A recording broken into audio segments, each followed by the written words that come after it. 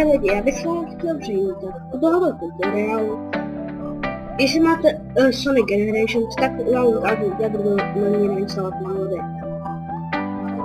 Takže první je stáhnout si Windows, prostě GNUčko na to, abyste si to tam mohli dávat. Až si to stáhnete,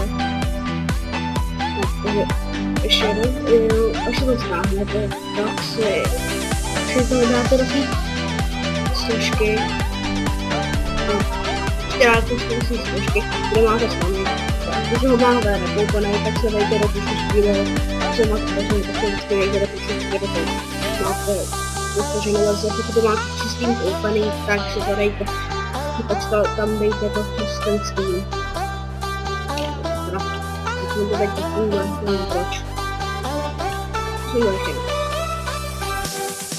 No, konečně, dáte...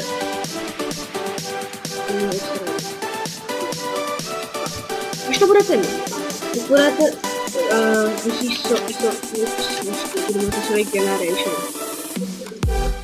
A až tam budete, tak si tam dáte všechny tyhle věci. Já už to tam mám, takže já to nepotřebuji. Teď stačí jenom kliknout. No, když to tam dáte, tak si tam klikněte na Sonic GNU.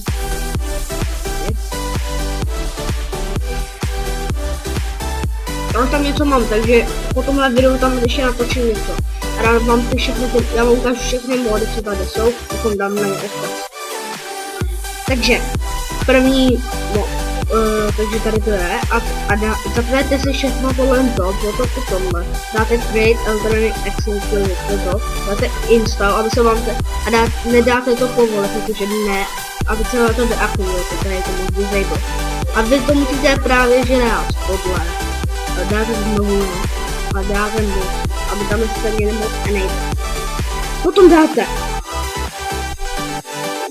Save, Close, až to budete mít, tak tady si berete složky. Tak až to budete mít, tak až to zavřete tímhle Close, tak to dáte Save, to máte, ale tady si potom zakřížkujete a až tam dáte ten křížek něčeho, tak dáte Save. A tam potom dáte Save and Play. A to je tak asi všechno. Tak nashledanou lidi. Jestli chcete starat do té složky, když už to otevřete, tam dáte ten mod a tak. Jen to jsem si chtěl stavit, protože by to teda zapomněl dát. Tak ještě jednou. Čau.